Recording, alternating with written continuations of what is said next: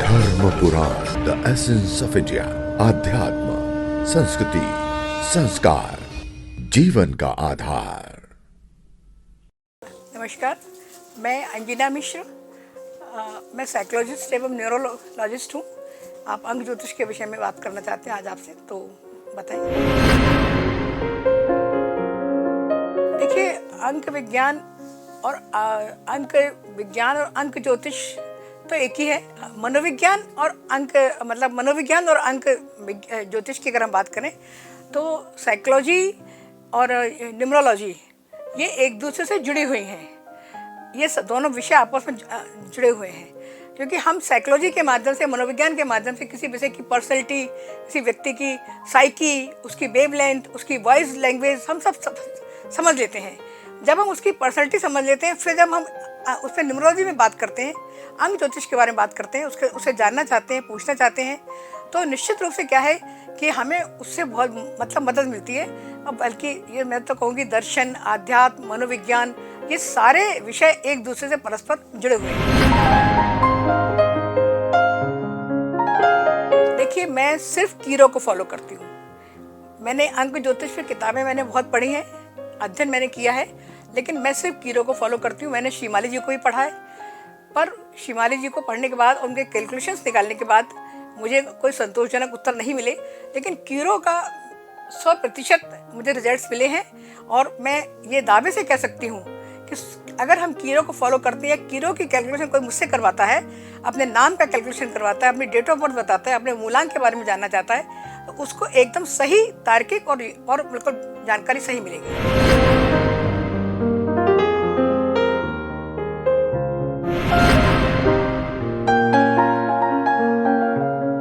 मूलांक का अपना महत्व है और संयुक्तांक का अपना महत्व है। मूलांक आपकी पूरी पर्सनैलिटी को डिफाइन करता है, और संयुक्तांक आपके जीवन में आने वाले वर्षों को डिफाइन करता है कि आपके जीवन में आने वाले कौन कौन से वर्ष महत्वपूर्ण रहेंगे। ये हम संयुक्तांक के माध्यम से जान सकते हैं, लेकिन मूलांक से हम आपकी nature, behaviour, personality, perception, learning, memory, cognition, बहुत सारी चीज़ों को हम साइकोलॉजी से अंक विज्ञान से हम जानने की कोशिश करते चले।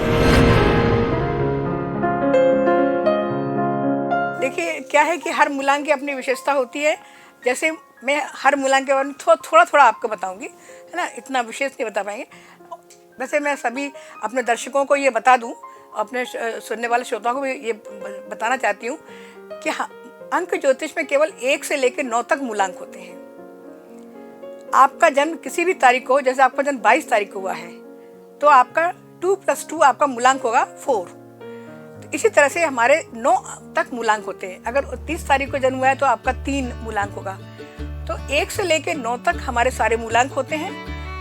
नंबर 1 जैसे मूलांक है, इसका स्वामी सूर्य है, और इसका स्वामी सूर्य होने के कारण क्या है कि ये व्यक्ति बहुत ही स्वाभिमानी होते हैं, प्रखर विद्वान होते हैं, लेकिन इनमें आत्मसम्मान की भावना बहुत ज़्यादा होती है। अगर इनके आत्मसम्मान को जरा भी ठेस पहुंच जाए, आहत हो जाए, तो अगर आपको इनके साथ एडजस्ट करना है, इनके साथ चलना है, तो आपको थोड़ा सा कंप्रोमाइज़ करके झुकना पड़ेगा। अगर आप प्यार से इनको डील करना चाहेंगे तो कोई दिक्कत नहीं आएगी, लेकिन आप यदि शान दिखा के, अकड़ के कोई बात करना चाहेंगे तो 1 मूलांक वाले बिल्कुल नहीं मानते, है ना। अब मैं मूलांक 2 की बात करते हैं आपसे। मूलांक 2 का स्वामी जैसे चंद्रमा है।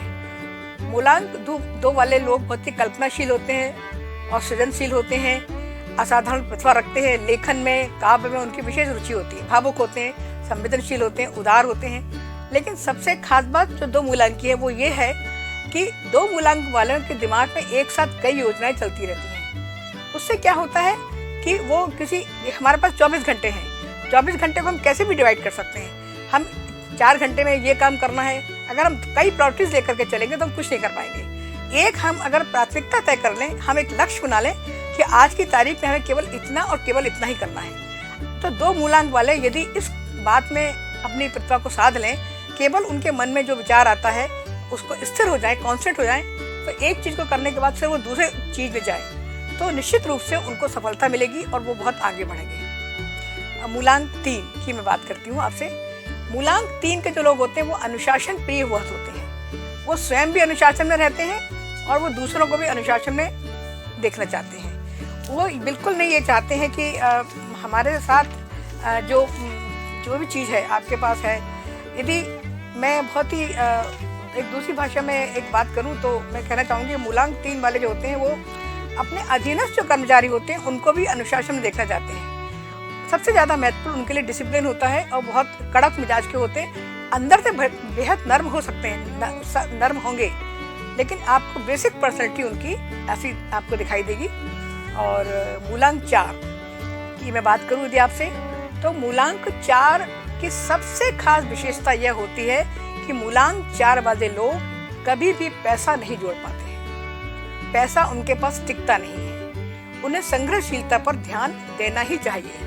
सबसे महत्वपूर्ण बात ये। वैसे तो बहुत सारी बातें हैं, वो कभी हम अगर आप पर्टिकुलर बात हम लोग करेंगे किसी एक ही मूलांक पर भी आप इसे जोड़ेंगे तो हम इस विषय पर बात करेंगे कि 1 मूलांक की, 2 मूलांक की, 3 मूलांक की, है ना। इसी तरह हम बात करते हैं 5 मूलांक वालों की। 5 मूलांक वालों का स्नायु मंडल बहुत फुर्ती से काम करता है। उनके दिमाग में विचार आता है तो उनका दिमाग, उनका शरीर बाद में उठता है, लेकिन उनका मस्तिष्क पहले उठ जाता है। तो 5 जो उनका नर्वस सिस्टम इतना तेज होने के कारण क्या होता है कि उनके स्वभाव में थोड़ी हड़बड़ी और जल्दबाजी हो जाती है, और वो हड़बड़ी और जल्दबाजी होने के कारण कई बार काम बिगड़ जाते हैं। कई बार लोग अपने हाइपर एक्टिव बच्चों को नहीं समझ पाते। वो कहते हैं अरे बच्चा क्या, जो अगर एक्टिव ना हो और अगर उस पर चुपचाप बैठा रहे तो आपको ही लगेगा कि ये बच्चा कैसा है, लेकिन कहते हैं हमारा बच्चा तो भाई बहुत हमको परेशान कर रहा है, त्रस्त है। वो 5 नंबर वाले मूलांक के जितने बच्चे होंगे वो हाइपर एक्टिव होंगे और बहुत ज़्यादा उनकी एक्टिविटी, उनको इंगेज रखना है। उनको आपको केवल इंगेज रखना है, आपका काम है कि इंगेज रखना। अब मैं मूलांक 6 की आपसे बात करूं तो 6 में विशेष आकर्षण शक्ति होती है। ये कला प्रिय होते हैं, कला प्रेमी होते हैं, सौंदर्य प्रेमी होते हैं और बहुत ही व्यवस्थित ढंग से इनका रहन सहन होता है। साफ सुथरे रहना और इनको कला प्रिय होना इनकी आदत में शुमार होता है और इनका शुक्र प्रधान होते हैं, इसलिए ये सब बहुत ही कला प्रिय रहते हैं। ठीक है। और अब मैं आपसे 7 मूलांक की बात करती हूँ। 7 मूलांक वाले बहुत भावुक और संवेदनशील होते हैं, लेकिन यदि 7 मूलांक वाले जहाँ तक दिल से काम लेते हैं तब तो हार जाते हैं, हार सकते हैं, लेकिन जहाँ 7 मूलांक वाले दिमाग से काम लेते हैं वहाँ उन्हें कोई नहीं हरा सकता, क्योंकि उनका दिमाग उस तरह से बहुत एक्टिव होता है और ये उनकी सबसे विशेष बात होती है। मूलांक 8 की यदि मैं आपसे बात करूं तो इनके भीतर एक अतीन्द्रिय शक्ति होती है।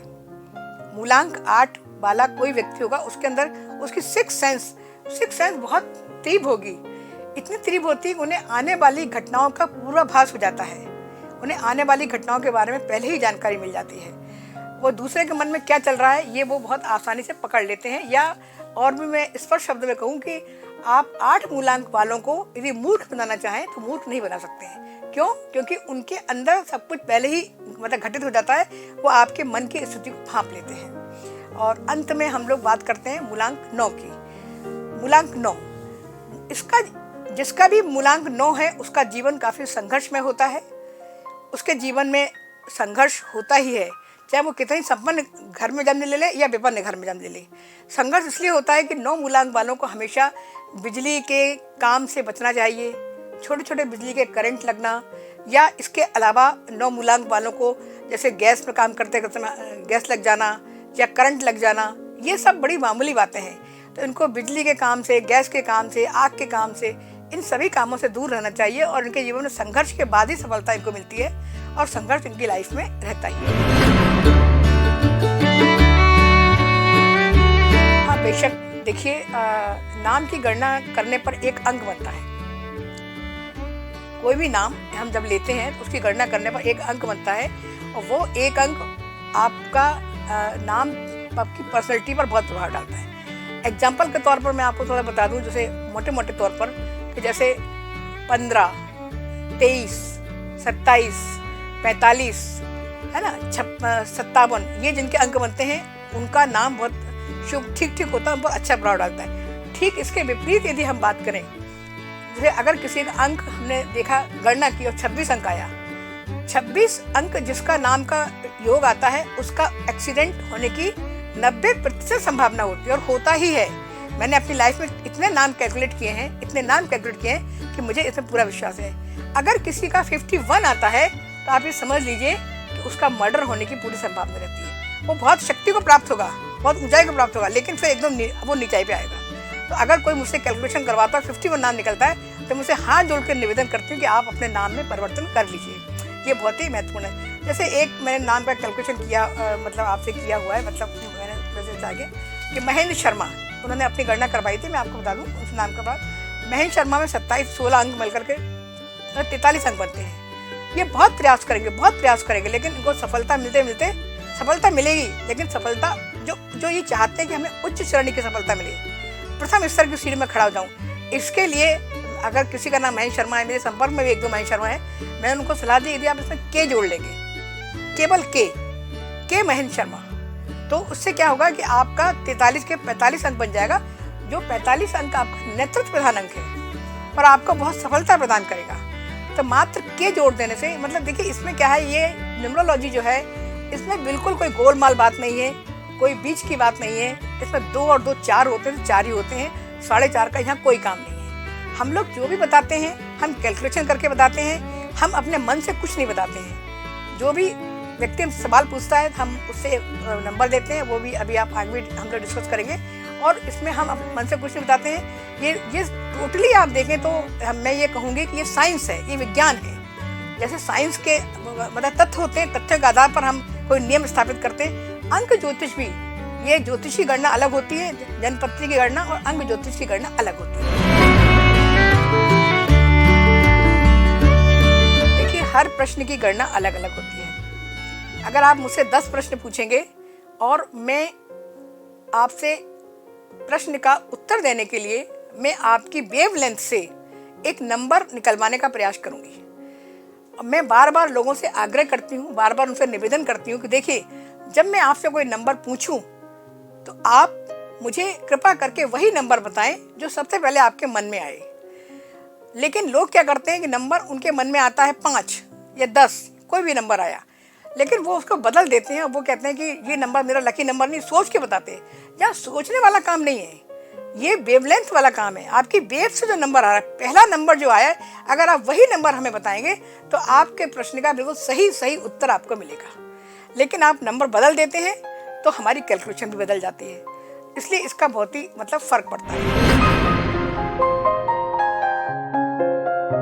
हाँ, बहुत से ऐसे बिंदु हैं जहाँ हम लोग इसको उपाय बताते हैं। जैसे कि एक एग्जांपल मैं कोट करना चाहूँगी, बेटी की शादी, ये बहुत एक हमारे यहाँ एक समस्या बनती जा रही है कि बेटी की शादियाँ नहीं हो रही हैं, नहीं हो पा रही हैं। कई लोग मतलब परिवार कहते हैं बड़ी हो गई बेटी, तो बेटियों की शादी के लिए हमारे पास बहुत अच्छा एक यंत्र है, अचूक उपाय है।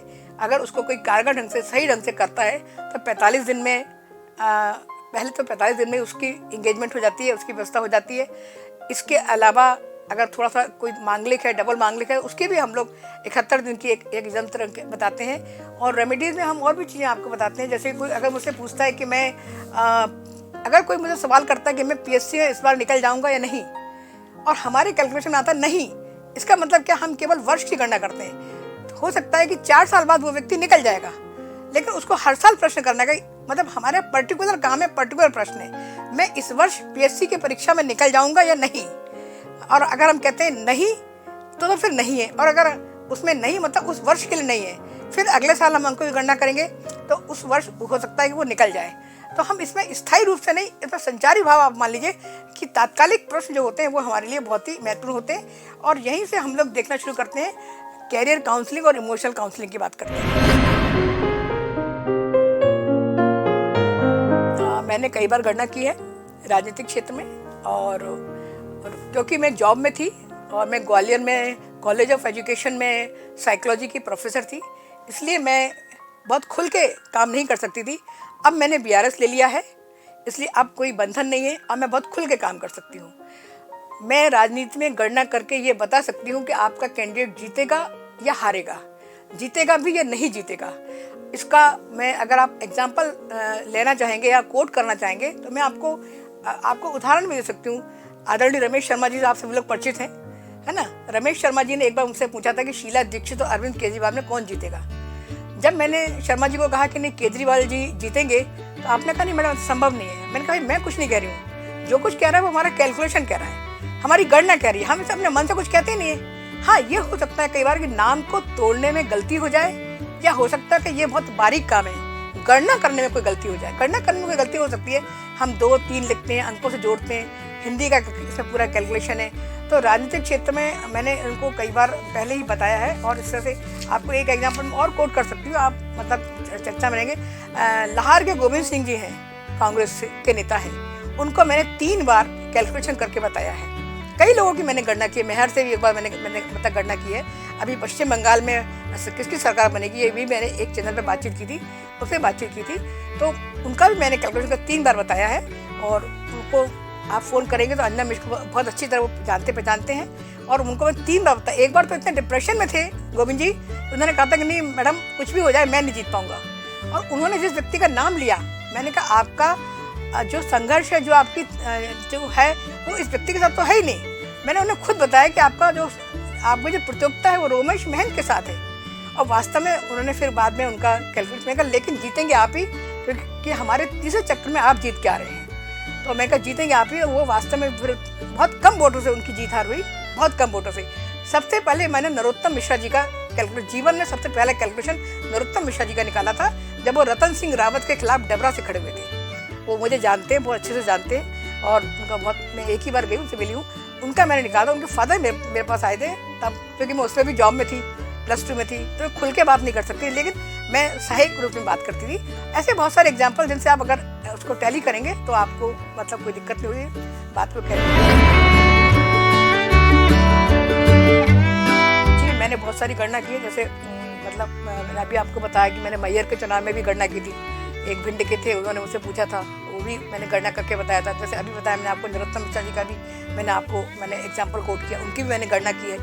और उनके फादर अब दुनिया में नहीं रहे, लेकिन वो मेरे फादर के मित्र थे, उनकी मैंने गणना की। कई लोगों की नाम की मैंने पॉलिटिक्स के क्षेत्र में गणना की है, और उनको ये बता देती हूँ कि अगर टोटली वो मुझे बता दें कि मेरे फाइनल किससे है। हम लोग कैलकुलेशन में यही देख लेते हैं कि अगर पहले राउंड में व्यक्ति का 0 आता है तो वो व्यक्ति फाइट कर ही नहीं पाएगा, और यदि वही व्यक्ति जरा सा हमसे संपर्क कर ले और जरा से अपने नाम में परिवर्तन कर ले, केवल जरा सा परिवर्तन कर ले, तो उसकी गणना करके हम उसको बताएंगे कि आप अगर इतना नाम में परिवर्तन करेंगे तो आप यहाँ इस क्षेत्र, राजनीतिक क्षेत्र की कैलकुलेशन अलग है, व्यक्तिगत नाम की कैलकुलेशन अलग होती है ना। जैसे पीसी शर्मा जी का भी मैंने डिक्लेयर किया था। ये महेंद्र कुमार शर्मा है, एक जो केन प्रधान में रहते हैं, उनको मालूम है ये बात कि मैंने पहले ही उनको डिक्लेयर करके बता दिया था कि आप मतलब कैलकुलेशन में आप जीत रहे हैं। ऐसे मैंने कई लोगों की गणनाएं की हैं, और अब तो मैं बिल्कुल खुले दिल से कर सकती हूँ, क्योंकि मैं कहीं, मेरा बंधन नहीं है। पहले तो मेरे को नौकरी का बंधन था, इसलिए मैं इस रूप में आपको कहीं भी किसी को सहयोग कर सकती हूँ। देखिए ये दोनों अलग अलग कॉन्सेप्ट हैं। कैरियर काउंसलिंग में हम केवल जो हमारा संघर्ष होता है वो चेतन स्तर पर होता है, और इमोशनल जो प्रॉब्लम्स होती हैं, जो कॉन्फ्लिक्ट्स होते हैं, वो हमारे अचेतन स्तर पर होते हैं। तो ये दोनों चीज़ अलग है, चेतन अचेतन। क्योंकि मैं मतलब साइकोलॉजी की प्रोफेसर रही हूँ, तो मैं आपको बता दूँ कि चेतन, अचेतन, अर्धचेतन, ये हमारे मन के 3 पार्ट्स होते हैं, 3 लेयर हैं। हमारा अर्धचेतन जो होता है सबकॉन्शियस, कॉन्शियस, अनकॉन्शियस, सबकॉन्शियस। हमारा सबकॉन्शियस पहले ही ये बता देता है कि आज के दिन हमें क्या करना है, आज के दिन हमें हंसना है कि रोना है, कि गाना है कि मुस्कुराना है। ये हमारा पहले ही तय हो जाता है, हम केवल उस पर अमल करते हैं। जो हमारा सबकॉन्शियस होता है उस पर पहले अचेतन में आती है, फिर अचेतन से बाद चेतन में आती है। तो कैरियर को लेकर के लोग जो चिंतित रहते हैं, वो उनकी एक ऐसी समस्या है, उसका सॉल्व हम कर सकते हैं कि उसके बारे में इंडिविजुअल डिफरेंसेस होते हैं। हर व्यक्ति का इंडिविजुअल डिफरेंसेस होता है, उसमें हम ये बता सकते हैं कि उसका हम पहले IQ टेस्ट करते हैं। IQ का लेवल क्या है, लेवल ऑफ एस्पायरेशन क्या है। आपका IQ तो बहुत कम है और आपका लेवल ऑफ एस्पायरेशन बहुत हाई है, तो एडजस्टमेंट नहीं हो सकता। तो हम ये सारे टेस्ट लगा कर उसे बताते हैं कि आपका IQ का लेवल इतना है, आप अपने लक्ष्य को थोड़ा धीमा करिए। और कैरियर में आपसे पहले उससे पूछते हैं, फिर उसमें हम अंक ज्योतिष का पूरा सहारा लेते हैं। अंक ज्योतिष के माध्यम से उसके नाम की गणना करते हैं। नाम की गणना करने के साथ साथ हम दूसरी चीज़ें उससे बात करते हैं कि आपका इंटरेस्ट किस फील्ड में है, आप क्या बनना चाहते हैं, बन भी सकते हैं कि नहीं बन सकते हैं। फिर हम उस पर हम सारे टेस्ट अप्लाई करते हैं। फिर हम उसकी कम से कम 3 सीटिंग तो बहुत ज़रूरी होती है कैरियर काउंसलिंग में। और इमोशनल काउंसलिंग बहुत ही एक जटिल और दुर्लभ कार्य है, इतना आसान नहीं है। वैसे भी मैं आपको ये स्पष्ट कर दूं कि हमारे देश में मेंटल प्रॉब्लम को तो प्रॉब्लम समझा ही नहीं जाता। ये बहुत बड़ी समस्या है हमारे देश की। आपके जरा सी चोट लग जाएगी, एक्सीडेंट हो जाएगा, आपके पट्टी बांध लेंगे तो आपसे 10 लोग पूछेंगे, माली भी पूछेगा, एक चपरासी पूछेगा कि मैडम आपकी चोट कैसे लग गई है, लेकिन आपकी मेंटल प्रॉब्लम क्या है, इमोशनल प्रॉब्लम क्या है, इमोशनल आप कितने डिस्टर्ब हैं, ये कोई नहीं पूछता। आप काम करने की स्थिति में हैं या नहीं। अब क्लास को पढ़ाना फेस करना एक कठिन काम होता है, मतलब बड़े लोगों, लेकिन नहीं, आपके इमोशनल प्रॉब्लम से हमारे देश के लोगों को कोई लेना देना नहीं। मेंटल प्रॉब्लम को वो प्रॉब्लम ही नहीं मानते, जबकि उसमें आदमी सुसाइड क्यों करता है। अब बताइए, आप खुद सोचिए, 98% लाने वाला, 95% लाना बच्चा भी आज सुसाइड कर रहा है। क्यों? क्योंकि उसके पेरेंट्स को 95 से संतुष्टि नहीं है। मैं तो कहती हूँ सबसे पहले पेरेंट्स की काउंसलिंग होनी चाहिए कि पेरेंट्स अपने बच्चों पर इतना दबाव बना रहे हैं, इतना ज़्यादा दबाव बना रहे हैं, और उसकी अपनी क्षमता है, उसकी अपनी शक्ति है, उसकी अपनी सामर्थ्य है। आप शॉर्ट एनालिसिस करिए, आपकी स्ट्रेंथ क्या है, आपकी वीकनेस क्या है, आपकी अपॉर्चुनिटीज क्या है और आपके थ्रेट्स क्या हैं। और जो भी हम काम कर रहे हैं उसमें हमारी कितनी हम शक्ति लगा सकते हैं और उसमें क्या क्या खतरे आएंगे। अगर आप पहले से एक रणनीति बना लेते हैं और रणनीति बना करके चलते हैं तो आप अपने लक्ष्य तक पहुंच जाएंगे। लेकिन आप रणनीति नहीं बनाएंगे तो इमोशंस काउंसलिंग में मैं आपको बता दूं बहुत लंबी प्रोसेस होती है। कई बार ये 6 महीने में भी सॉल्व हो जाती है, कई बार ये 2 साल में भी सॉल्व हो जाती है और कई बार ये बहुत ज़्यादा समय लेती है। और क्योंकि हम सब मनुष्य, मैं कहूँ कि मैं इससे अलग हूँ, बिलग हूँ नहीं, कई बार इमोशनल प्रॉब्लम्स मेरे साथ भी हैं, होती हैं, लेकिन हम सबको जानते हुए भी हम लोग इमोशंस रखते हैं। भाई अगर इमोशंस नहीं है तो कंप्यूटर में मनुष्य में कोई अंतर नहीं है। इमोशंस के बिना तो मनुष्य हो ही नहीं सकता। तो इमोशनल काउंसलिंग में बहुत समय लगता है और हम अपने जो भी व्यक्ति होता है उससे लंबे समय बातचीत करते हैं, लगातार उससे कॉन्टेक्ट में रहते हैं। और अगर वो डिप्रेशन में है, अभी मैंने हाल में इंदौर में मेरी एक बच्ची है, मैं उसकी काउंसलिंग कर रही थी, जब मुझे बहुत ऐसे ज़रूरत लगा तो मैं इंदौर भी गई। एक बच्ची की काउंसलिंग मैंने उज्जैन की है, उसके साथ ज़रा मतलब प्रॉब्लम आई तो उज्जैन भी गई। हाँ, वो लोग मुझे बियर करते हैं, आने जाने का किराया भी देते हैं, सब मैनेज करते हैं, मैं उनकी मदद करती हूँ और मदद के लिए हमेशा तैयार हूँ। मैं आपको अपना नंबर भी, मोबाइल नंबर भी दे दूँगी तो आप शेयर कर लेंगे लोगों के साथ, तो मैं आपके साथ मतलब जुड़ जाऊँगी। देखते रहिए धर्म पुराण। यदि आपको ये वीडियो पसंद आए तो कृपया लाइक करें, सब्सक्राइब करें और बेल आइकन को जरूर क्लिक करें।